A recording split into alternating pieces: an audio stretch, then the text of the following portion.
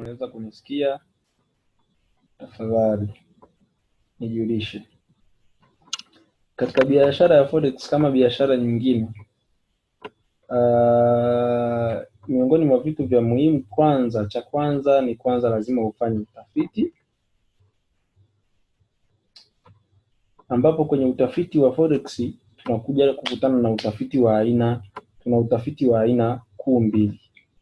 Aina ya kwanza ya utafiti tunaofanya kwenye forex ni aina ya utafiti ambao tunauita fundamentally, ambao huu utafiti ni utafiti ambao unajumlisha matukio ya kibiashara yoyote makubwa ambayo yanaweza yakafanyika kwenye masoko makubwa duniani, ambayo yanaweza yakaleta aidha madhara au yakaleta faida kwenye soko la fedha duniani au kwenye biashara kiujumla. Aina ya pili ni aina ambayo tunaita technical au technical. Hizi zote kwa mbele tunamalizia na neno analysis. Tunapozungumzia technically,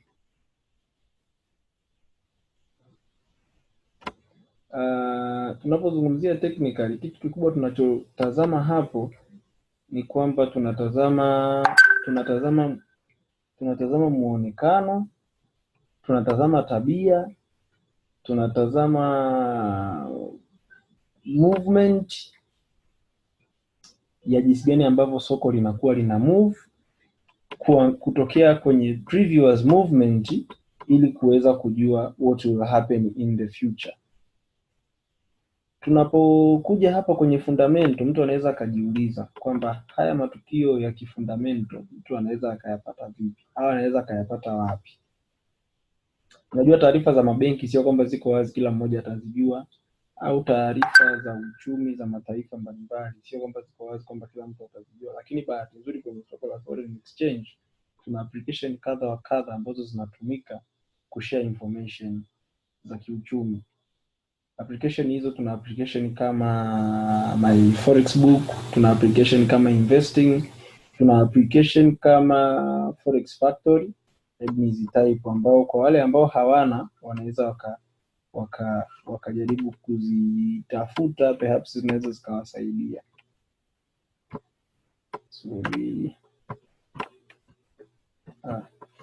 Kuna ambayo inaitwa Forex Factory, nimeandika kwa kifupi lakini imeandikwa kabisa Forex Factory. Kuna ambayo inaitwa Investing, kuna ambayo inaitwa My Forex Book. Hizi zote ni application ambazo kwa wale wanaotumia iPhone, ukidownload application ya MetaTrader 4 itakupeleka kabisa na kwenye sehemu ambapo unaweza ukaklik ukadownload application ambayo inaweza ikakupa information za news zinazotokea kwenye soko la foreign exchange. Kwa hiyo ukitoka hapo ndio tunakuja kukutana na kitu kinaitwa technical analysis. Hapo kwenye technical analysis tunakutana na vitu kadha wa kadha. Kwenye technical analysis hapa kuna njia nyingi sana, na hapa ndipo ambapo kwenye technical analysis kwa lugha nyingine rahisi huwa anasema is where money come from.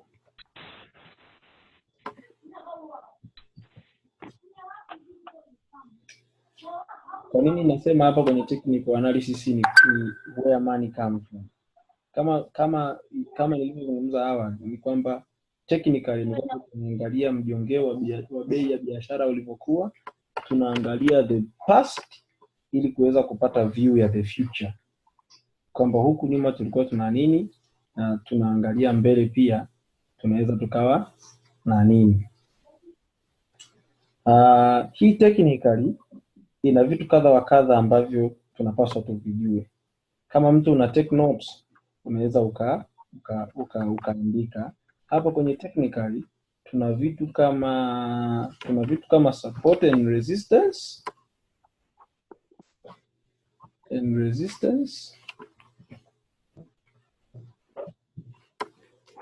Tuna vitu kama zones, kuna vitu kama candle, lakini pia kuna vitu kama pattern. Kingine kuna kitu kinaitwa trend line.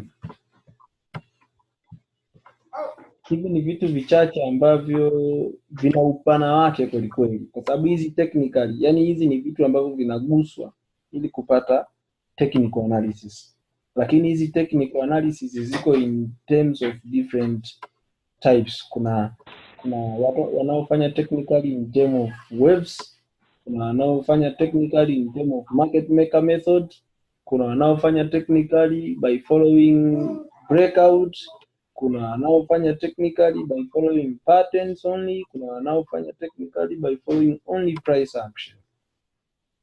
Kwa hiyo kwa utafiti wa aina hii ambao unaitwa ni technical analysis, ni utafiti ambao unatumia kuangalia the previewers full picture ya jinsi ambavyo na kuweza kukupa wewe fursa ya kupredict the next behavior of the market, kwa sababu market inazunguka katika mfumo ambao inajirudia kila iitwapo leo. The market is new but it is always moving kama ilivyokuwa ina move nyuma. Kuna mabadiliko machache ambayo huwa yanatokea, lakini always market ina flows kama ilivyokuwa ikiflows huko nyuma. Vitabadilika tu vitu vidogo, trap za hapa na pale na nini, kucheza na mindset ya mtu. Jamani, forex kwa lugha nyingine ni biashara ambayo is totally a mindset game. Is totally a mindset game. They play with your mind na nini, and then ukichanganyikiwa, kwa sababu is a human behavior. Kitendo kile kinachoendelea, kinachofanywa na binadamu wa kawaida, purchasing and selling of things, ndicho kinachofanya watu wanakuwa na nguvu ya kuweza kujua kwamba this currency is going high or is going down. Kwa hiyo it's a full human behavior. Vile ambavyo sisi tunakuwa tunasema leo mahindi yameshuka, yani unajua zile emotions, tukishaambiana mahindi yameshuka, kila mtu atarani kwenda kununua mahindi, au kila mtu aliyekuwa nayo ndani atasema kana bei itashuka zaidi na kwenda kuuza. Kwa ni vitu kama hivyo. Nije kwenye support, nianze kuvichambua hivi vitu kimoja baada ya kingine. Nianze kuelezea kwenye what is support and what is the resistance.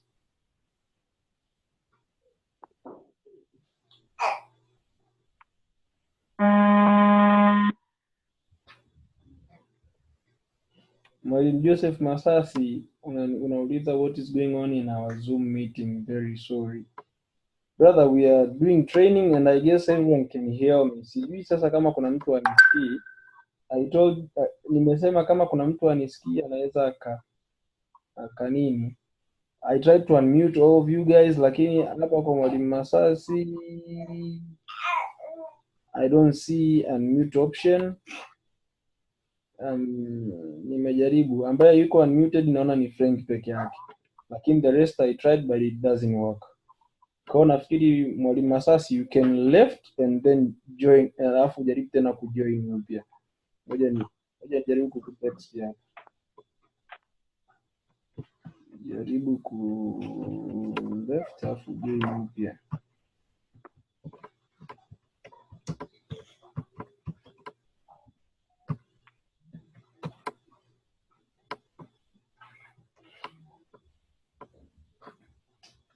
Kwa tunaendelea hapa kwenye fundamental. Kama nilivyoeleza, nimewambia kuna application kama Forex Factory, Investing, My Forex Book.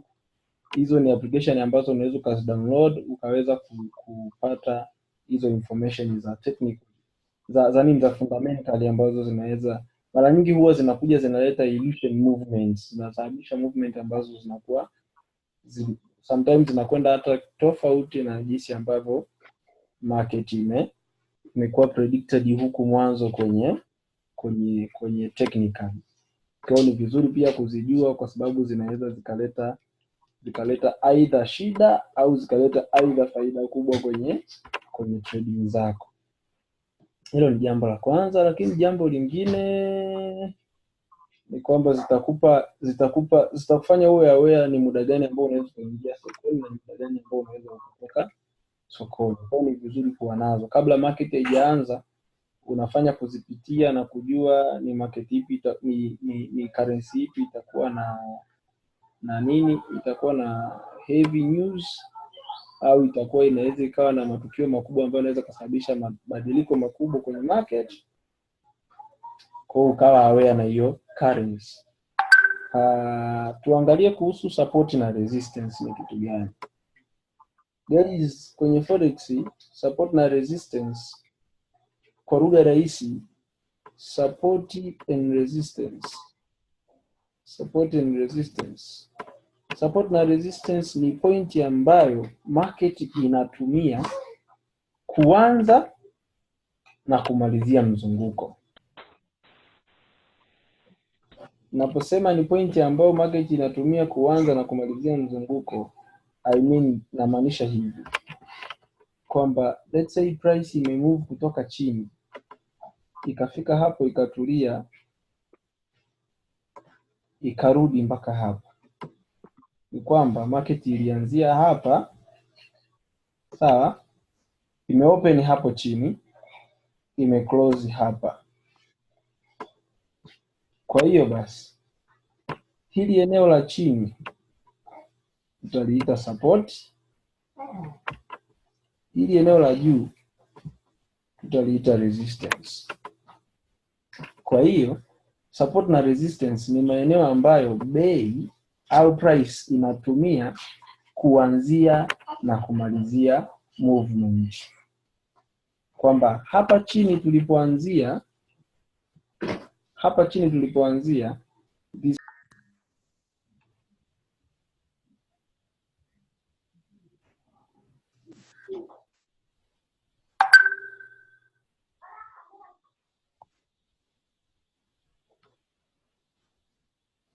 guys, sorry, naona network yangu ilikata. Tulikuwa tunazungumza kuhusu support and resistance. Nikatoa mfano nikasema let's say market imemove kutoka hapo chini, then ikaja ikamove ikaja hapa. Hili eneo tutasema ni the point ambapo market ilianzia kufanya movement, na hapa ndipo market ilipoishia kufanya movement. Hapa tutapaita ni support na hapa tutapaita resistance. Kwa hiyo basi kwa lugha nyingine rahisi ni kwamba support na resistance ni pointi za entry and exit point kwenye market. Ni sehemu ambapo market itaanzia kukupa picture ya kusema kwamba either inapanda au inashuka. Support ni sehemu ambapo market itakupa sura ya kusema kwamba inapanda. Resistance ni sehemu ambapo market itakupa sura ya kusema kwamba inashuka chini. Kwa hiyo resistance ielewe kama ni selling entry au selling point, support ielewe kama ni buying point.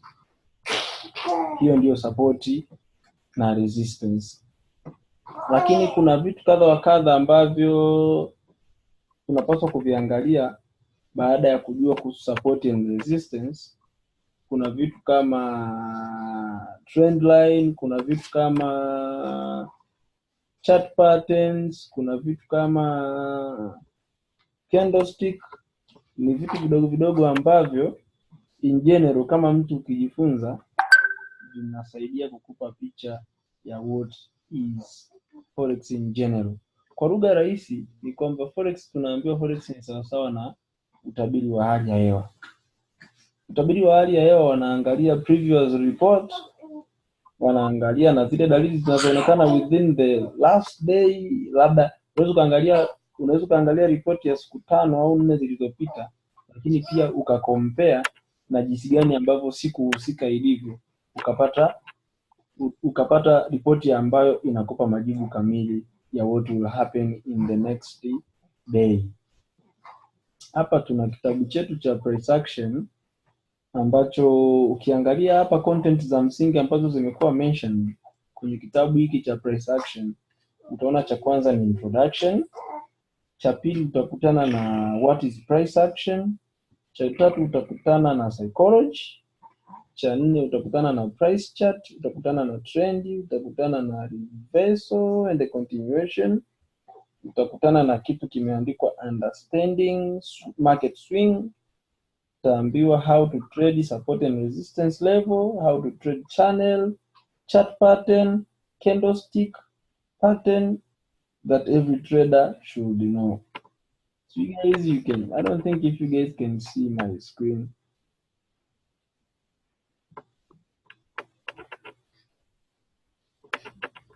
Kwa hiyo kwa kulingana na maelezo yetu ya awali, kitu cha msingi kabisa cha kwanza, kama nilivyokuwa nikielezea kuhusu support na resistance, support ndio msingi pekee wa kwanza ambao utakupa picha ya kujua whether you have to buy or to sell. Support na resistance. Baada ya hapo, kitu kinachofuata cha msingi ni kitu kinachoitwa trend line. Trend line ni nini? Trend line ni njia ambayo price inapita ili kuelekea whether ni chini au ni juu. Kwa mfano, tuseme market iko kwenye buying movement. Market inapanda juu. Market siku zote kama ina buy haiendi hivi kwamba moja kwa moja imetoka kwenye support mpaka kwenye resistance. Market ina move in waves kama hivi, kwamba itafanya movement number 1, itakuja itapoa, itafanya movement number 2, itakuja tena itashuka chini itapoa, then itakuja itafanya movement number 3, 4, 5 and etc. Sasa trend line ni hii system tunayoiona hapa. Hii ndio inaitwa trend line. Hapo ni mfano kwamba market inakwenda juu. Kama ina drop chini, ina maana market itakuwa inapita kwenye kitu kimetoka in this formation, kwamba market ilikuwa hapa, ikatoka hapo ikaja hapa, ikatoka hapo ikaja hapa, then ikaja hapa and etc. Sasa kwenye hizi trendi we have few types of trends. Tuna aina zisizopungua 3 za trend, ambapo aina ya kwanza ni uptrend, ambayo uptrend inakaa katika mfumo huu hapa. This is uptrend. Ambapo aina ya pili ni downtrend.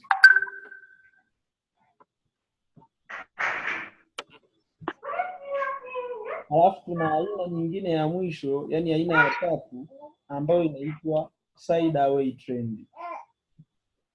Hii sideaway trend ni trend ambayo market inakuwa in form of, yani imekaa tambalale. Sehemu inapoanzia ndipo sehemu inapokuja kumalizia.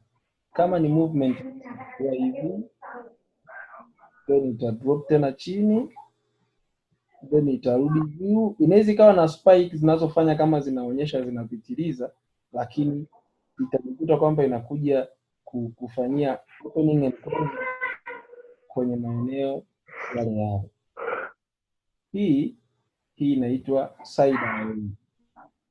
Kwa hiyo hizi ni aina za trendi ambazo ndizo tunazozitumia kwenye nini, kwenye soko la forex. Inaitwa sideaway trend. Kwa hiyo mjadala ni kwamba tukishajua support and resistance, kinachofuata ni kujua hizi aina ya trend. Hapa tuna trend inaitwa sideaway, hapa tuna trend ambayo inaitwa uptrend, hapa tuna trend ambayo inaitwa downtrend. Kwa baada ya kudetermine hizi trend na tumeshajua support na resistance, tunakuja sasa tunaangalia kwamba support na resistance kama tumesema zinatupa entry point whether ni kubuy au ni kusell. Sawa? Tutajuaje kama kweli zinatusaidia kusell au kubuy? Kwa mfano tukiangalia hapa price sehemu ya kwanza ambayo price imefungulia hii eneo hapa. Ikaja ikafunga kwenye hili eneo la hapa. Ikaja tena ikafunga kwenye hili eneo la hapa. Hapa price imekuja imefungulia kutokea hapa juu, let's say hapa. Ikaja hapa. Ikaja mpaka hapa. Hapa price imefungulia na inafungia hapa juu. Support na resistance tumesema ni sehemu ambazo market inafungua na kufungia price. Sasa hapa tuna support.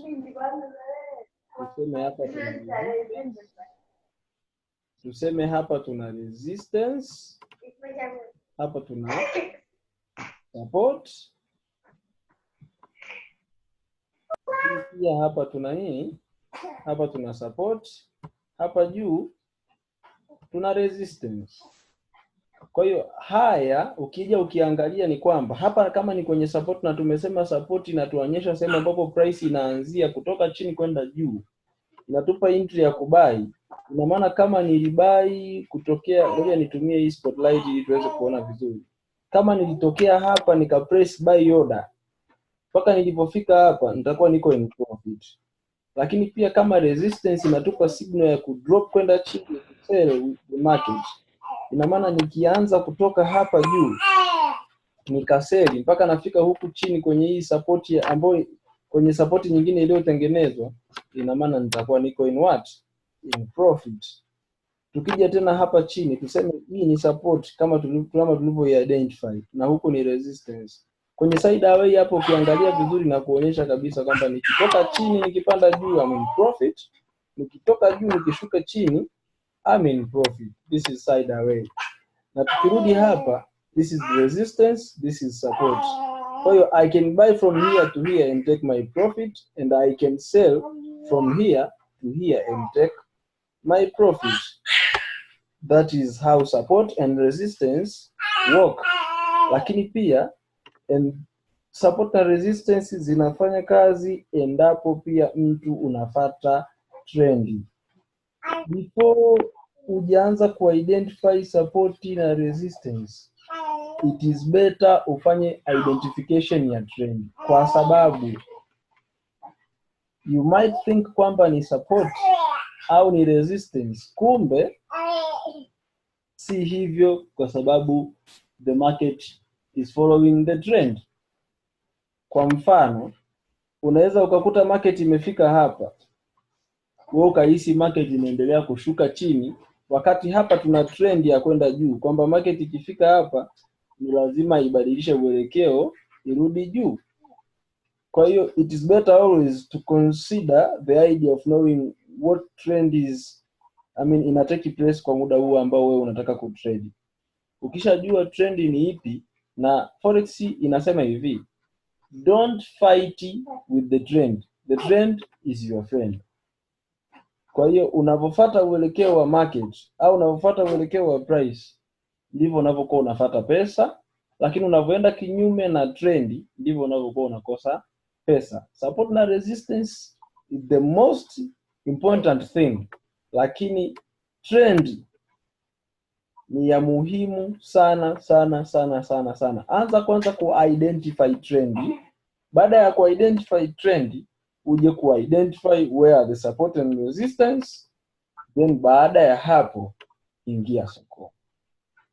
Ukishajua uko kwenye right move, pata trend ni ipi, halafu angalia support na resistance ziko eneo gani. Ukishagundua support na resistance ziko eneo gani, unapaswa usubiri sasa where do you see kwamba entry yako ipo. Nafikiri hapo tutakuwa tunaelewana kidogo ni kipi ninachomaanisha.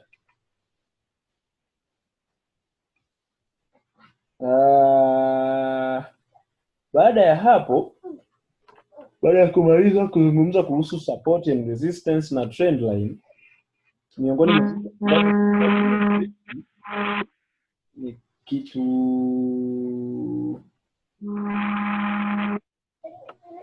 sorry guys, sorry.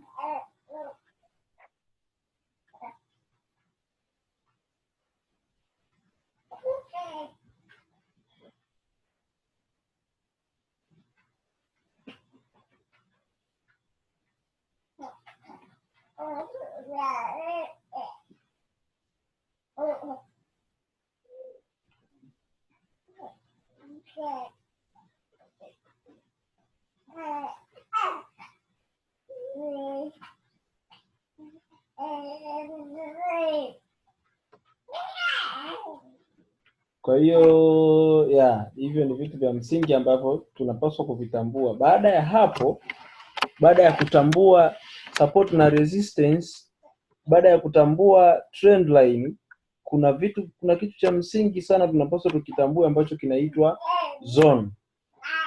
Zone ni nini? Na nini tofauti baina ya zone na support na resistance? Zone inafanya kazi kama tunavyoona support na resistance. Lakini zone inafanya kazi kwa mabadiliko ya jumla. Naposema inafanya kazi kwa mabadiliko ya jumla namaanisha nini? Ni kwamba movement ya kutokea kwenye zone, utakuta ile eneo ambalo tunaliita ni zone lina rejection nyingi sana. Hata kwenye previewers report ni kwamba market itakuonyesha kwamba eneo hilo ikifika huwa inatumia kubadilisha movement kutoka hapo kwenda kwenye movement nyingine. Na mara nyingi market ikifika hapo inatutengenezea kitu ambacho kinaitwa chart pattern. Ambapo nazungumzia chart pattern, tutakuja tutaangalia mbeleni huku chart pattern ni nini, chart pattern zinafanyaje kazi, lakini kwa haraka tuwe tumepata hii ya support na resistance. Pia tumepata kuhusu trend. Nafikiri katika kipindi cha kesho, I don't know, kesho ni sikukuu, lakini of course tukipata nafasi tutakuwa na kipindi tena kingine. Tutaanzia hapo tutaanzia kwenye swala la candlestick, tuangalie majina ya candlestick, tuangalie candlestick formation zinatokeaje mpaka tunapata doji au tunapata bullish na bearish harami au tunapata piercing pattern. Tutaanza kuzichambua moja moja, tuangalie formation na jinsi gani ambavyo zinaleta impact sokoni. Lakini pia baada ya kumaliza candle ndio tunakuja tupate chart pattern. Kwa hiyo kesho tutazungumzia kuhusu candle pamoja na chart pattern, ambapo baada ya hapo muda mwingine tena tutazungumza kuhusu channel, tutazungumza kuhusu reversal pattern, tutazungumza kuhusu breakout, tutazungumza kuhusu market maker. Yani kipindi cha kesho lakini kitahusu candlestick peke yake. Baada ya hapo ndio tunazofuata tutakuwa tunazungumzia hayo yanayoendelea, na tutazungumzia kuhusu waves. Tutaanza kuzungumza kuhusu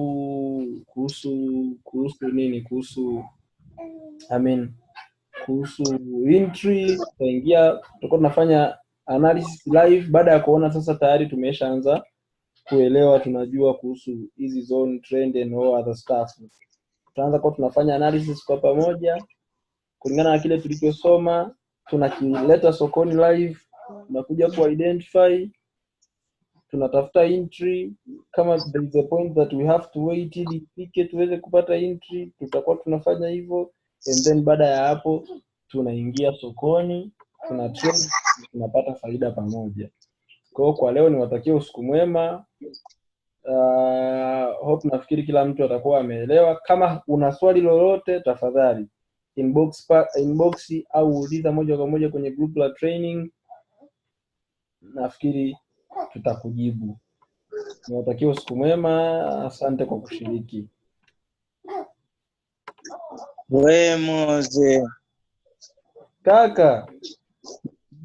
Eh. The training is recorded. You will have the clip. Thank you so much. Thank you so much. Pole kwa kuchelewa. Yaani mambo ya kula bwana na yenyewe ni tatizo.